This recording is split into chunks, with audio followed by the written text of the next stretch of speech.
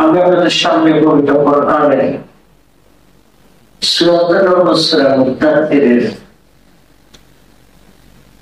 44-45 নম্বর আয়াত এবং 19 নম্বর সূরা মারিয়ামের 59 নম্বর আয়াত শুনিয়েছি। রাসূল করিম সাল্লাল্লাহু আলাইহি ওয়াসাল্লামের পবিত্র জবান থেকে আগত অনেকগুলো হাদিসের মধ্য থেকে দুটি হাদিস আপনাদের সামনে পাঠ করে শোনালাম। যে আয়াতগুলো আমরা শুনলাম, যে হাদিসগুলো আমরা শুনলাম, তার আলোকে আজকে আমরা ইমানের পরে এক নম্বর যে আমল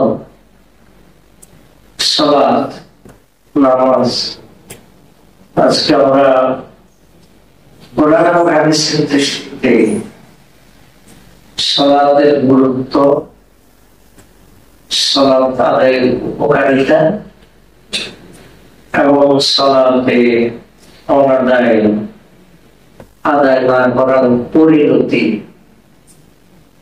এই তিনটি পয়েন্টে আমরা সালাত সম্পর্কে কিছু বিষয় জানার জন্য চেষ্টা করব। একটা হলো সালাতের গুরুত্ব, ইসলাম শরীয়তে এটা কোন পজিশনে আছে। দ্বিতীয়ত হলো সালাত আদায় করা আমাদের উপকার কি, ফায়দা কি। তিন নম্বর হলো সালাত আদায় করা আমাদের ক্ষতি কি। এই তিনটা পয়েন্ট আমরা কথা জানাবো ইনশাআল্লাহ।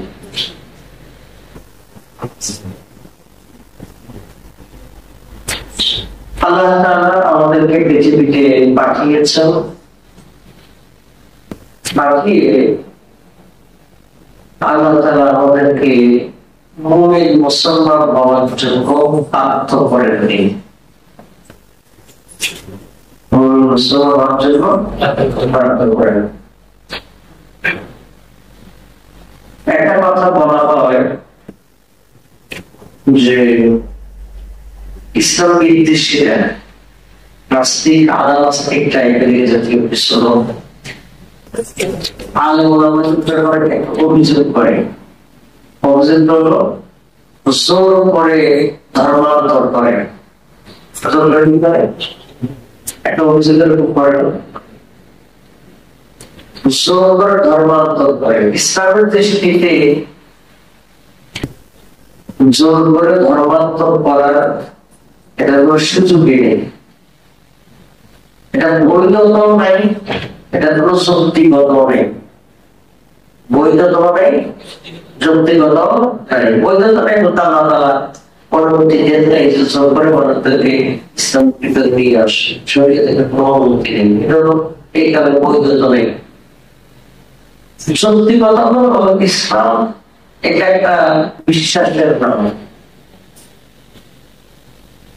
আমি যদি পুরোপুরি স্বীকার করি আমার আল্লাহ এক, ভিতরে যদি আমার এই স্বীকৃতি না থাকে, আমার অন্তরে যদি এই স্বীকৃতি না থাকে, তাহলে শরীয়তের দৃষ্টিতে এটার কোনো মূল্য নেই।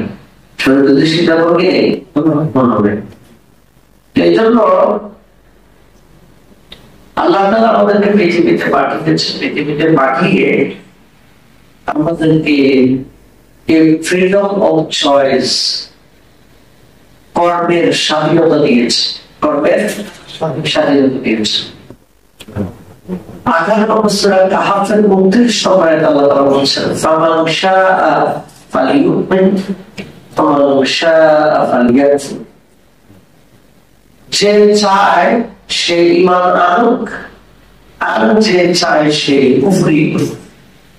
আল্লাহকে মানতেও পারে, নাও মানতে পারে। এটার জন্য আল্লাহ তাআলা দুনিয়াতে কোনো শাস্তি বরাদ্দ নেই।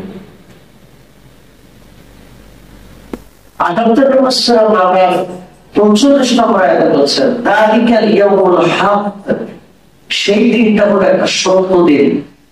ফামান শাআ আত্তাখাযা ইলা রাব্বিহি মাআবা, অতএব যে চায় সে যেন তার রবের কাছে আশ্রয় গ্রহণ করে।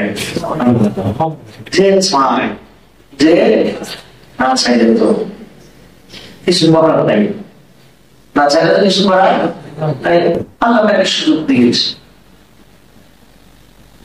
তাহলে আমরা যে মুসলমান মুমিন হিসাবে নিজেদেরকে পরিচয় দিচ্ছি, এটা কি জোরের ব্যাপার নাকি মনের নিজের মন থেকে দেওয়ার ব্যাপার?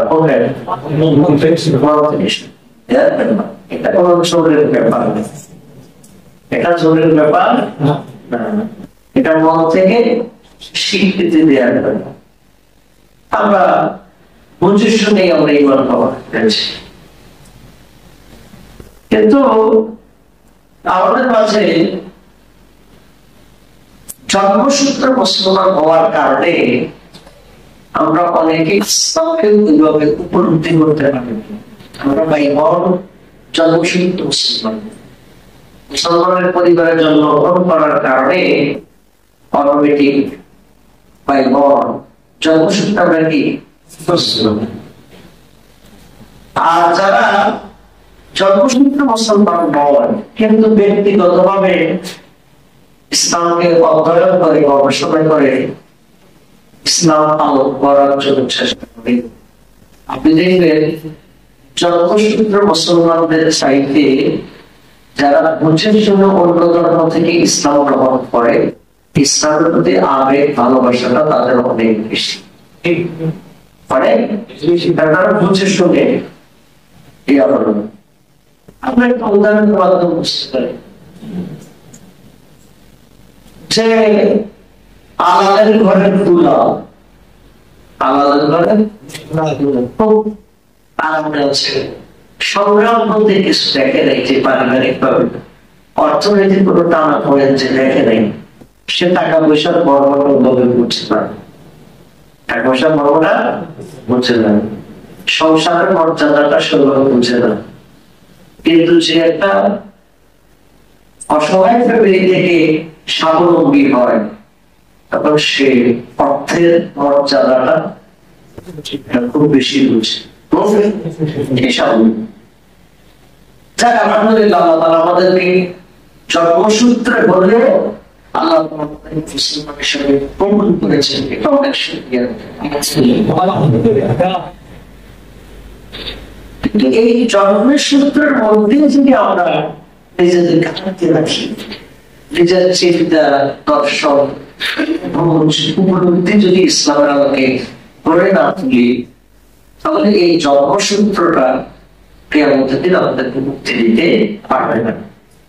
কিয়ামতের দিন মুক্তি পাওয়ার জন্য যেটা আমরা জন্মসূত্রে পেয়ে গেলাম, এটাকে ক্যাশ করতে হবে, অর্থাৎ উপলব্ধি করে এটাকে নিজের জীবনের সাথে বাস্তবায়ন করতে হবে। তো আল্লাহ তাআলা বাছাই করেছেন, আমরা বুঝে শুনে ঈমান গ্রহণ করলাম। ঈমানের পরে আত্মার পরে ঈমানের আনুগত্য হিসেবে, ঈমানের আনুগত্য হিসেবে বাহ্যিক ভাবে আল্লাহ তাআলা মুসলমানদের বাহ্যিক ভাবে কেউ 25 সাল যদি নামাজ পড়ে, পৃথিবীতে আরো পক্ষে ধরার সুযোগ আছে, ধরার সুযোগ নাই। কেউ যদি নামাজের মধ্যে এমনিতে দাঁড়িয়ে থাকে, সূরা পড়লো না, তাসবিহ পড়লো না, এমনিতে উদ্ভাসন পড়বে, এটা কি অন্যরা ধরতে পারবে? অন্যরা ধরতে পারবে না। এটা একান্তই নিজের উচ্ছ্বাস, নিজের আবেগের ব্যাপার, নিজ দায়িত্বে এই কাজটা করা। একজন মানুষ আল্লাহ নামে আসলে বিশ্বাস আছে কিনা, পরকালকে সে স্বীকার করে কিনা, আসলে সে মুমিন কিনা, এটা বাহ্যিকভাবে প্রমাণিত হওয়ার 1 নম্বর আলামত হলো নামাজ। 1 নম্বর আলামত কি? নামাজ। এই ছাড়া মুসলমান পরিচয় দেয়া আর কোন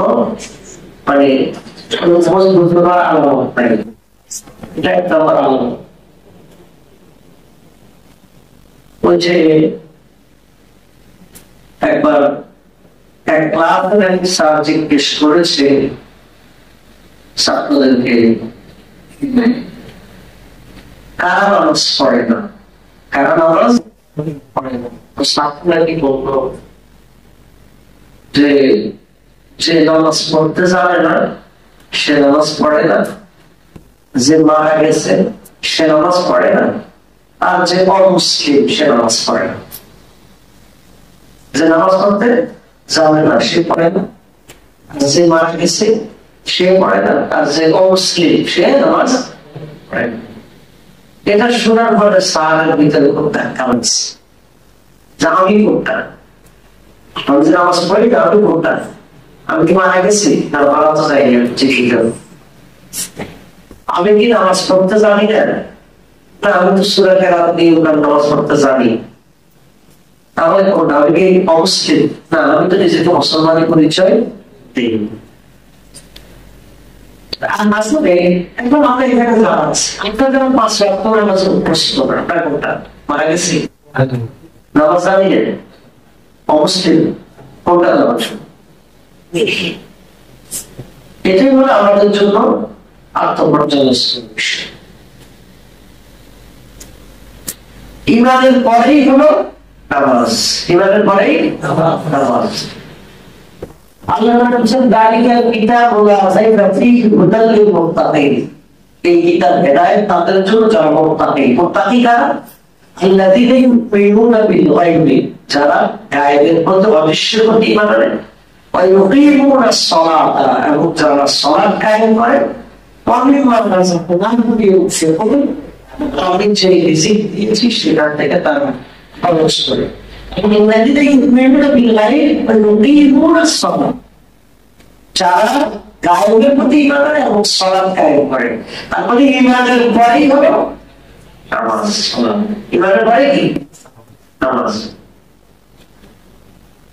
একটা হাদিস আমরা সবাই জানি, আরবিটা জানলে বাংলা জানি, সহিহ বুখারী বাংলাদেশ, বুনিয়াল ইসলাম আলা খামসিন, ইসলাম 5টি খুঁটির উপরে প্রতিষ্ঠিত। শাহাদাতু লা ইলাহা ইল্লাল্লাহ ওয়া আন্না মুহাম্মাদার রাসূলুল্লাহ, এই কথা সাক্ষ্য দেয়া আল্লাহ ছাড়া আর কোনো ইলাহ নাই, মুহাম্মদ সাল্লাল্লাহু আলাইহি ওয়াসাল্লাম আল্লাহর রাসূল, এটা সাক্ষ্য দেয়া, এটা হলো এক 5টা খুঁটি। দ্বিতীয়টা হলো ওয়া ইকামুস সালাত, দ্বিতীয়টা হলো কি? সালাত কায়েম করা, সালাত কায়েম করা। বেনামাজি মুসলমান থাকার কোনো সুযোগ নেই, বেনামাজি মুসলমান থাকার কোনো সুযোগ নাই, বেনামাজি মুসলিম পরিচয় দেওয়ার অধিকার নাই। বেনামাজি নিজেকে মুসলিম পরিচয় নেই, এটা হলো জাল। যেরকম ভুয়া ডাক্তার আছে, ভুয়া ইঞ্জিনিয়ার আছে, তারপরে ভুয়া পুলিশ আছে, এরকম তারপরে মুক্তিযুদ্ধ আছে, ঠিক একইভাবে ভুয়া মুসলমান আছে। ভুয়া কি আছে? মানে সে ডাক্তারের বাহান ধরছে, ডাক্তারের পোশাক লাগিয়ে বাহান ধরছে, ইঞ্জিনিয়ার বাহান ধরছে, ভুয়া পুলিশ কোন জায়গায় ধরা পড়ে, পুলিশটা আসলে পুলিশের ড্রেস পরে, পুলিশ পরিচয় দিয়ে এই রাস্তায় ঘুরতে গেলেও দেখলাম গতকাল এক জায়গায় ওসি পরিচয় দিয়ে বিচার করতে গিয়ে করা হচ্ছে, আসলে যে কিছু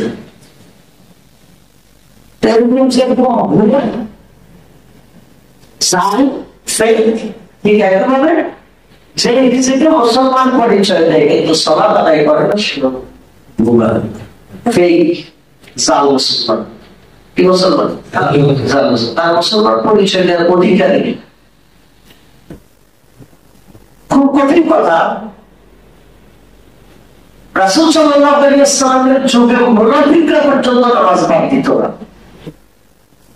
মুনাফিকরা মুনাফিক, ওরা বলে ঈমান নাই, ওরা কি নাই? ঈমান নাই। কিন্তু মুসলিম সাম্রাজ্যের নামাজটা এমন ভাবে প্রতিষ্ঠিত ছিল, মুনাফিকরা পর্যন্ত মসজিদে হাজিরা দিত। কেন হাজিরা দিত? মুনাফিক চিন্তা করতো স্ট্র্যাটেজি করে অন্তত মসজিদে হাজিরা যদি না দেয় তাহলে মুসলমান হিসেবে তো আমার ভুল করতে আমার কাছে, এটাও কি এমনি আমরা ভুল সংগ্রহ করবো, কিন্তু ধরো মসজিদ যদি হাজিরা দেয় আমার মুভমেন্ট আছে, আমরা অন্তত মসজিদে তো আজকে হাজি সাহেব মুসলমান আছে, নামাজ পড়ে না। হাজি সাহেব একেবারে মাশাআল্লাহ, দেখলে মনে হয় যেন কোনো মুহাদ্দিস আছে, মাশাআল্লাহ সুন্নত হিসেবে দাঁড়িয়ে রেখেছে, এটা নামাজ পড়ে না। আসলে কি আমরা এটা খুলে রিয়েল কি মুসলমান, জাল মুসলমান, ফেক মুসলমান,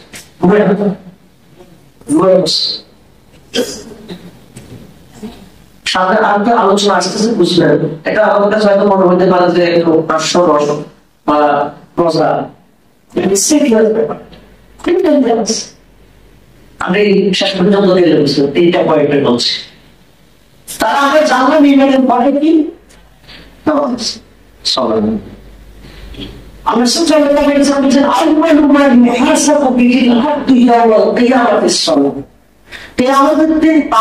সর্বপ্রথম হিসাব হবে নামাজের। সর্বপ্রথম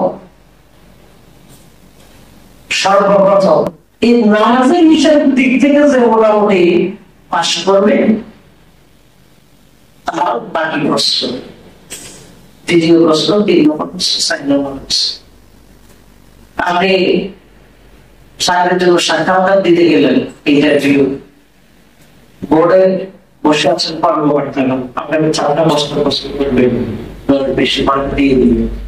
যাওয়ার পরে এক নম্বরে বলতেছে আমার সার্টিফিকেট দেন, কি দেন? সার্টিফিকেট দেন, দেখাবেন। বলতেছেন সরি, সার্টিফিকেট আপনার খেয়াল নেই। সার্টিফিকেট আপনি আপনার প্রশ্ন কয়টা করবেন? আপনি এখন আসতে পারেন, আপনি এখন আসতে পারেন, কারণ আপনার প্রফেক্ট নাই। আপনি যদি বলেন আমার সাইন ঠিক আছে, আমার 3 নম্বর প্রশ্ন ঠিক আছে, আপনি একটা প্রশ্ন করে দেখেন না, আমি প্রশ্ন উত্তর পাবো নেই, 100টা পাবো, সমস্যা নেই, কিন্তু তুমি প্রথমটাতেই শেষ, তোমার 1 মিনিট কাটে নেই। তুমি যে এখানে ইয়া করবা, কি বলে যে এটা যে ফেস করবে ইন্টারভিউ, এই ফেস করার অনুমতি তোমার নাই, প্রথমটাতে ধরা। আমি কেয়ামতের দিন বাংলার সর্বপ্রথম হিসাব নেওয়া হবে নামাজে, সর্বপ্রথম। তাহলে আপনি হজ করতেছেন, রোজা রাখতেছেন, জাকাত দিতেছেন, দান সাদাকা করতেছেন, জিকির আজকার করতেছেন, এটা আপনি নামাজে কি করছেন? অবহেলা করছেন, গাফলতি করছেন। তাহলে আপনার অনুকূলে হিসাব করেন কথা, আপনি কত টাকাতেই তাহলে নামাজের গুরুত্ব দিলে এখন নামাজের গুরুত্ব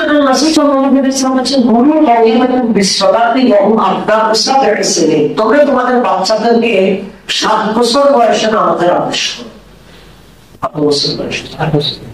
7 বছর বয়সের বাচ্চার উপরে কি শরীয়ত বর্তা, সে কি বালেগ?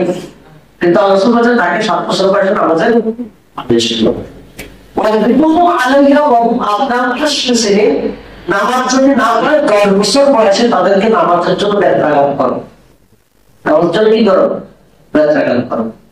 অন্য কোনো ইবাদতের ব্যাপারে আল্লাহ রাসূল বলেন নাই যে বাচ্চাদেরকে ব্যত্যাঘাত করো। এই ব্যত্যাঘাত মানে হলো সাধারণ আমরা জিজ্ঞেস করবেন, এটা না মানে ইয়া করতে রাখা, শাস্ত্রের মধ্যে একটা কমপ্লেক্স ভয় এটার মধ্যে রাখা। তাহলে আমাদের ব্যাপারটা এই গুরুত্বপূর্ণ, যেটা রাসূল সাল্লাল্লাহু আলাইহি ওয়াসাল্লাম বাচ্চাদেরকে ব্যত্যাঘাত করার জন্য অনেক কাছে নিজেরা নামাজ পড়েন না, তাহলে বাচ্চাদেরকে পড়ার মতো নিজে পড়েন না, বাচ্চাদেরকে পড়াবে কি করে?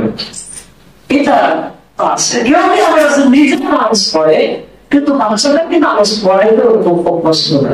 নিজে ফজর নামাজে মসজিদে আসতেছে, আসার সময় বাচ্চার জন্য ফ্যানের লেয়ারটা একটু কমিয়ে দিল, কমিয়ে দিলে কর্মটা একটু তেল লম্বা করে দিল,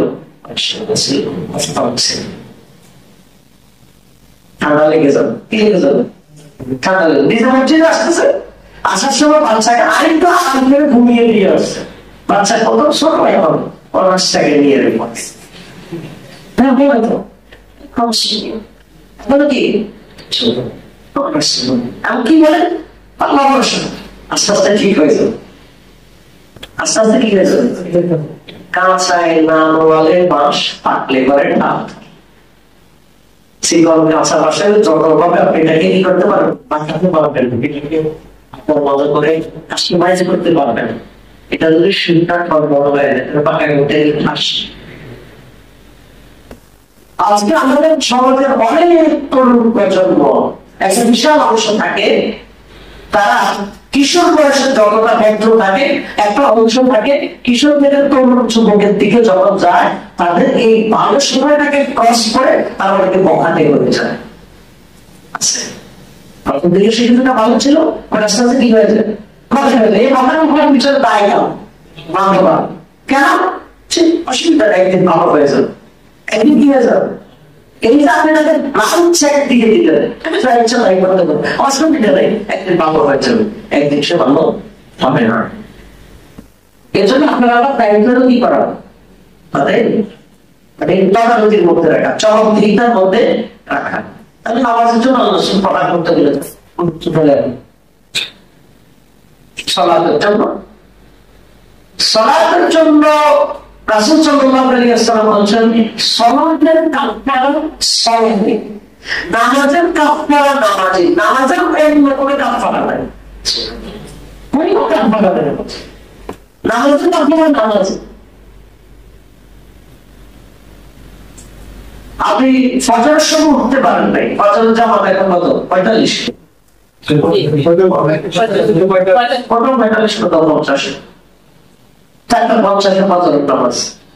সূর্য উঠে 5টা 17 মনে হয় বা 20, যাই হোক।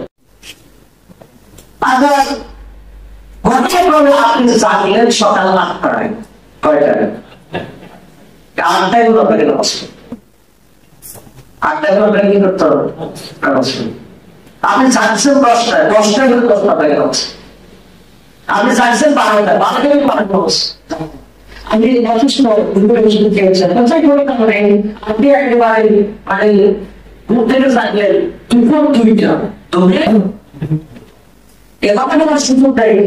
সময় যেহেতু উঠতে পারে নাই, জামাতের সময় যেহেতু শেষ হয়ে গেছে, মসজিদ যেহেতু যেতে পারে নাই, অসুবিধা সামনের থেকে ঠিক হয়ে যাবে, আপনাকে 1 নম্বর ফজর করতে হবে, এরপর এরপরে আমি যদি মনে করেন যে আপনি মাগরিবের সময় জানলেন, আপনাকে ফজর চোখে আসে এগুলো কি, অর্থাৎ নামাজ না বিজ্ঞান কোন এক্সকিউজ নেই,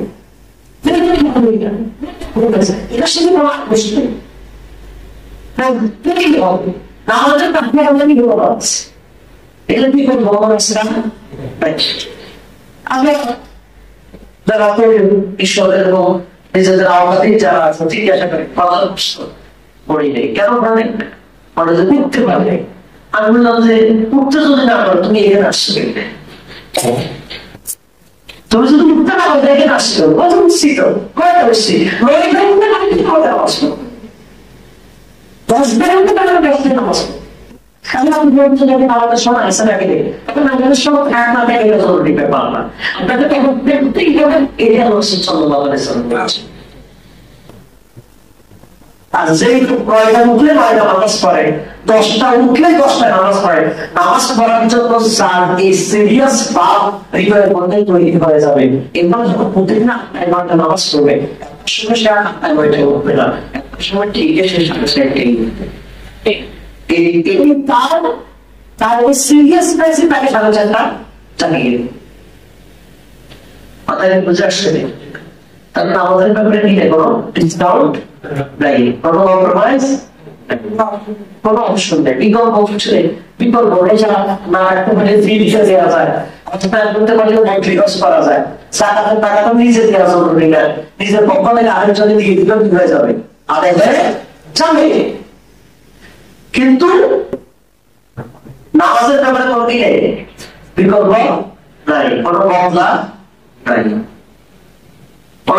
বলেন নামাজের ব্যাপারটা হলো এমন যে কেউ যদি মানে সমুদ্রের মাঝখানে ডুবিত অবস্থায় ডুবে যাচ্ছে, এমন অবস্থায় যদি সে মনে করে যে তার হুঁশ আছে, এই এমন সময় যদি দেখে যে সে সূর্য ডুবে যাচ্ছে, আসলে সময়টা শেষ হয়ে যাচ্ছে, ওই সূর্য ডুবে অবস্থায় মানে শুধু ডুবে যাওয়ার ঠিক আগ মুহূর্তে সমুদ্রের মধ্যে ডুবন্ত অবস্থা করে ইশারা দিয়ে ওরা তাকে নামাজ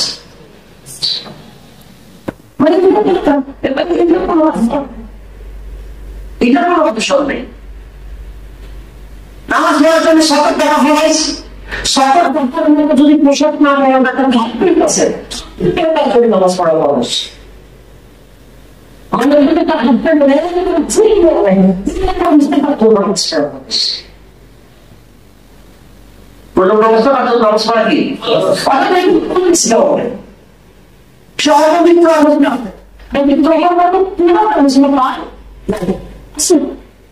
করতে পারবে কিন্তু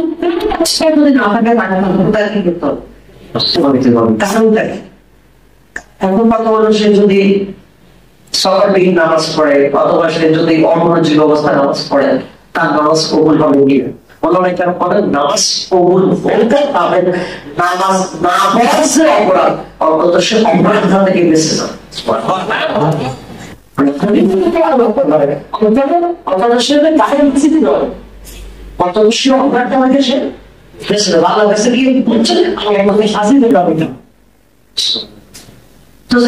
হাজিরা দিবে সে কি তার নামাজ কবুল না হওয়ার জন্য পড়বে পড়বে যেহেতু সে কবুল হওয়ার জন্য পড়বে কিন্তু তাকে কি করতে হবে মানে হাজিরা দেওয়ার জন্য উপস্থিত করতে হবে। আমাদের গুরুত্ব আছে নাকি নাই কম বেশি।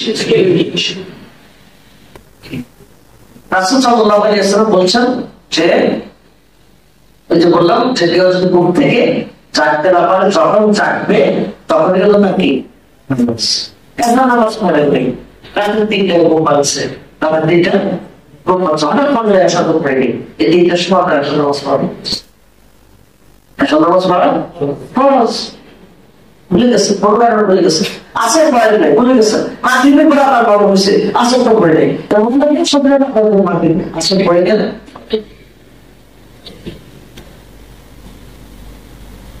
তাহলে আমরা গুরুত্বের ব্যাপারটা কিছু বিষয়টা বুঝতে পারলাম। নামাজ আমরা বললে উপকার কি শাস্তি কি উপকার কি উপকারটা হলো আল্লাহ রাসূল সাল্লাল্লাহু আলাইহি ওয়াসাল্লাম বলছেন যে আল্লাহ তাআলা বলছেন 29 নম্বর সূরা আল-কাবুত আয়াত 45 আল্লাহ বলছেন ইন্না সালাতা তানহা আনিল ফাহশাই ওয়াল মুনকার নিশ্চয় নামাজ ব্যক্তিকে অন্যায় এবং অপরাধমূলক কাজ থেকে বিরত রাখে। সুবহানাল্লাহ। অন্যায় এবং অপরাধমূলক কাজ থেকে বিরত। নামাজের মধ্যে একটা ফ্রেশনেসের ব্যাপার থাকে, পরিচ্ছন্নতার ব্যাপার থাকে। নামাজ পড়ে সে গাঁজা কিনতে পারবে না, গাঁজা সে কিনতে পারবে না। কেমনে? কারণ তার নামাজের কারণে এমন একটা আধ্যাত্মিকতার ভাব সৃষ্টি করে যে আধ্যাত্মিকতা তাকে গাঁজা থেকে ফিরিয়ে রাখার কথা। এটা মধ্যে একটা ঐশ্বরিক ভাব আছে। তারা অবশ্যই আমাদের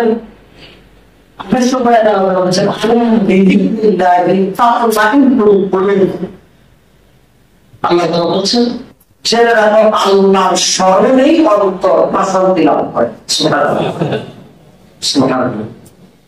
যে কোনো অস্থিরতা বিপদ আপদ অসুস্থ আপনার ছেলে আপনার স্ত্রী এমন অসুস্থতা বিশাল টাকা পয়সা টাকা লেগে গেছে খরচ লেগে গেছে আপনার নিজের অসুস্থতা কোনোভাবেই সমাধান হচ্ছে না, একটা বড় ব্যবসা দিতে পড়ে গেছে কোনোভাবে হচ্ছে না, আপনি নামাজে দাঁড়ান দেখবেন যে হঠাৎ করে আপনি চিন্তায় যাবেন আপনার মাথা বলতে মন চাচ্ছে না, চিন্তা করতে একটা আবেগ তৈরি হয়। আমার যিকরিল্লাহি তাতমাইন্নুল কুলুব, আল্লাহর স্মরণেই অন্তর প্রশান্তি লাভ করে। আল্লাহ স্মরণ অন্তর কি করে প্রশান্তি লাভ করে। এটা নামাজের উপকার। নামাজের দুটো বছর আমরা 153 নম্বর আয়াত আল্লাহ বলেছে ইয়া আইয়ুহাল্লাযীনা আমানু ইয়া আইয়ুহাল্লাযীনা আমানু ইসতাঈনু বিস-সাবরি ওয়াস-সালাহ। এই নাম্বারটা তখন সালাত এবং ধৈর্যের মাধ্যমে আল্লাহ তাআলার কাছে সাহায্য প্রার্থনা করি। আল্লাহর কাছে কি প্রার্থনা করব? আমরা প্রতিদিন আল্লাহর কাছে বলি ইয়াকা না'বুদু ওয়া ইয়াকা নাস্তাঈন। আল্লাহর কাছে পেয়েছি আল্লাহ আপনারই ইবাদত করি এবং আপনার কাছেই সালাত আদায়ের উপকার। সালাত আদায়ের উপকার হলো যে আল্লাহ মানে আল্লাহর কাছে সাহায্য চাওয়ার এটা একটা মাধ্যম, সাহায্য চাওয়ার মাধ্যম। যখন রাসূল সাল্লাল্লাহু আলাইহি ওয়াসাল্লাম একটু কাফের মুশরিকদের দ্বারা আক্রান্ত হয়ে যেতেন, একটু পরিস্থিতি যখনই ওনারা হয়ে যেত, ওনাকে হয়ে যেত, যখন পরিস্থিতিতে বেশি বিপজ্জনক হতো, তখন রাসূল সাল্লাল্লাহু আলাইহি ওয়াসাল্লাম বলতেন, বেলাল আযান দাও, বেলাল আযান দাও, নামাজের ব্যবস্থা করো, নামাজের মাধ্যমে আমি আমার হৃদয়টাকে ঠান্ডা করে দিই। সুবহানাল্লাহ। হৃদয়কে কি করে দিই? ঠান্ডা করে। এজন্য আমাদের মধ্যে ত্রুটি বিচ্যুতি যা থাকার মতো নামাজটা শুরু করতে হবে।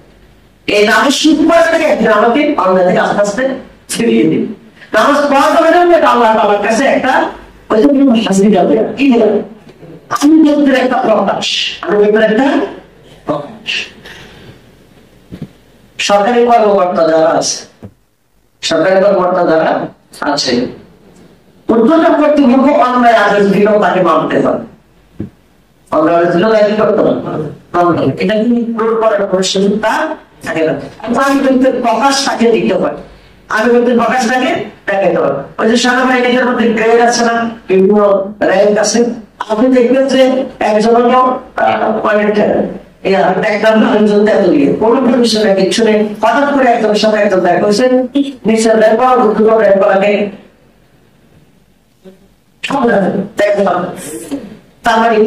তার মানে আপনি যে প্রান্তে থাকেন, আপনি আমার বস, আমার র্যাঙ্কটা এই যে একটা আনুগত্যের প্রকাশ, আনুগত্যের প্রকাশ।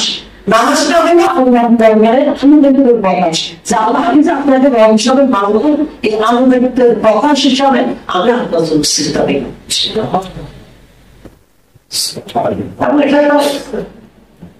একটা মানে আধ্যাত্মিক একটা ব্যাপার। একটা মানুষের উচ্চতা 6 ফুট, তার পায়ের ইয়া থেকে বকের আঙুল থেকে তার মাথার উচ্চতা 6 ফুট। এই মানুষটা যখন সিজদায় যায়, তখন তার পা এবং মাথা একই সমান, এই বড় উচ্চতা করবে পা যে লেভেলে, মাথা একই লেভেলে, 6 ফুট। কিন্তু মাথাটা কি হয়ে গেছে, এত সরল। যখন আল্লাহকে বুঝাতে চায় বান্দা যে আল্লাহ আমার 6 ফুট উঁচের উপরের মাথাটাকে আপনার জন্য আমি আমার পায়ের সমান করে দিলাম, আমার কাজ হয়ে গেছে, আমার মাথাকে সে লেভেলে নিয়ে আসলাম, শুধু আমার।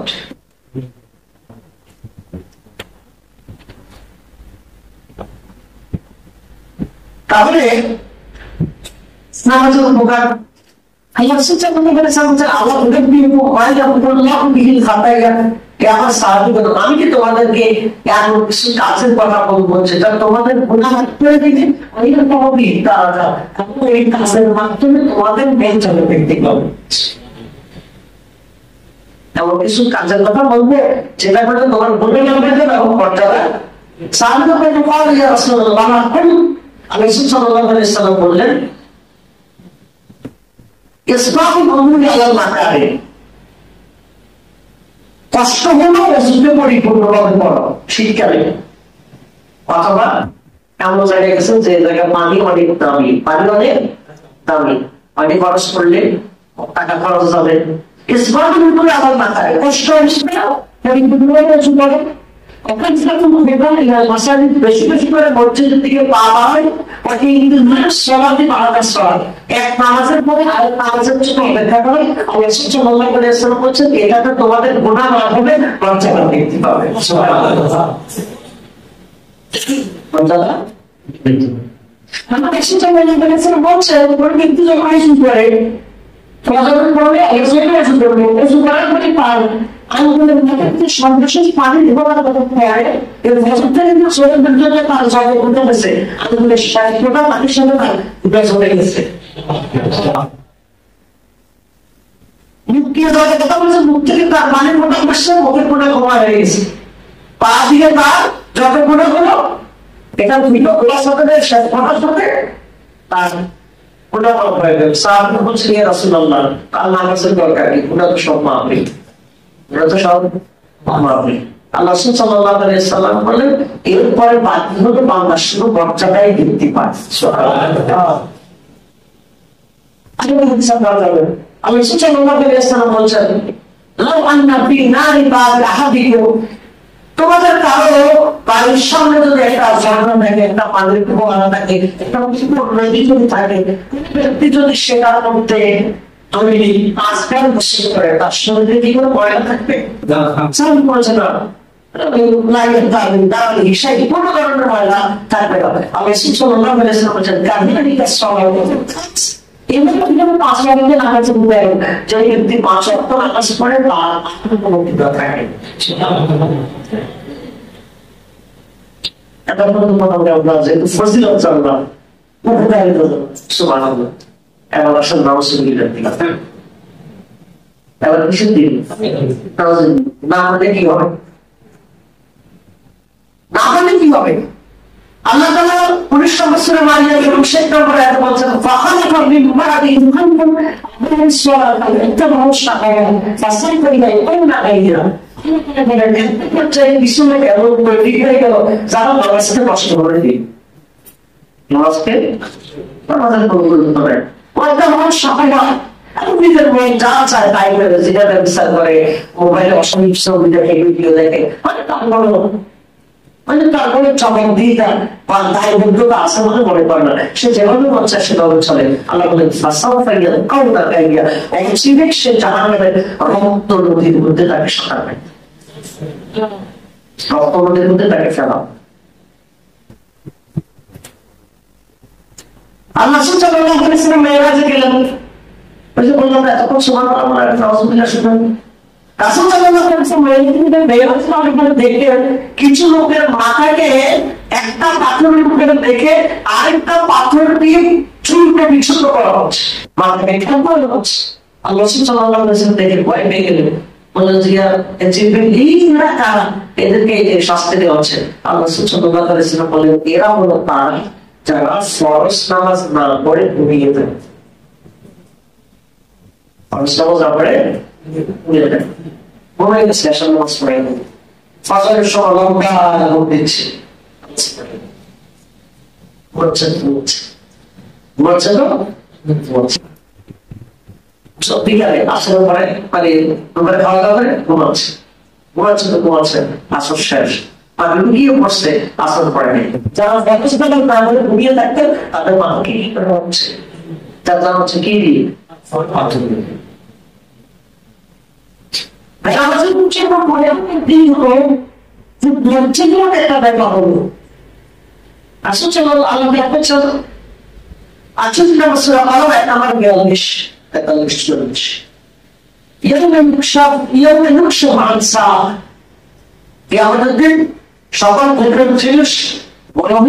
পচিত হয়ে যাবে,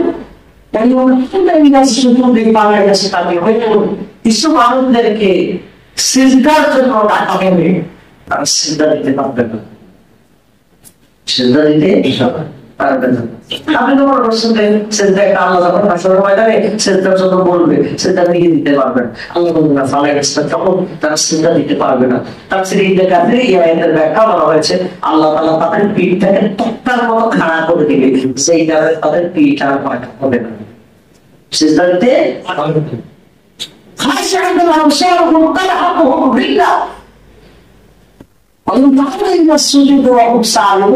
এই পরিস্থিতিটা দেখে তাদের চোখগুলো ভিতর সন্ত্রস্ত হয়ে যাবে, আতঙ্কগ্রস্ত হয়ে যাবে, তাদেরকে লজ্জা তাদেরকে একেবারে মানুষের সামনে দেখা যাবে বিশাল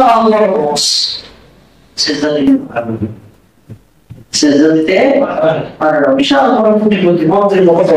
উপদেশটা কত উচ্চ পদস্থ বিশাল সবাই সেলুট দিত, সম্মান করতো, কিন্তু আসলে ময়দানে বলবো সেলটা দাও, দেখা যাচ্ছে না সে সেলটা দিতে তার লজ্জায় তার মাথা নিচু হয়ে যাবে, লজ্জা থেকে আসতে বৃষ্টি হয়ে যাবে। আল্লাহ অথচ তারা যখন সুস্থ ছিল তখন তাদেরকে সেলটার জন্য ডাকা হয়েছিল, সেটার জন্য তাদেরকে ডাকা হয়েছে।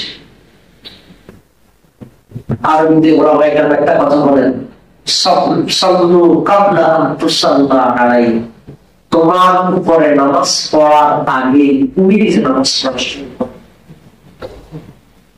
তোমার উপরে নামাজ পড়ার আগে তুমি নামাজ পড়া, আগে তুমি নামাজ পড়া মানে কি জানো না? আমি তো জানো না নামাজ পড়ো, বলছি পড়া হচ্ছে নামাজ পড়ার আগে তুমি নামাজ শুরু।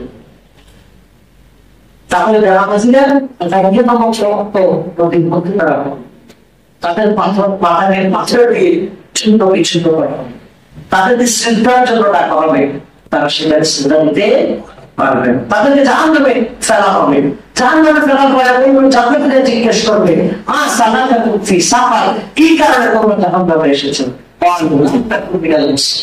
তারা নামাজে ছিলেন, আমি ছিলাম নামাজে ছিলাম। তাহলে কয়টা পয়েন্ট আমরা কথা বললাম?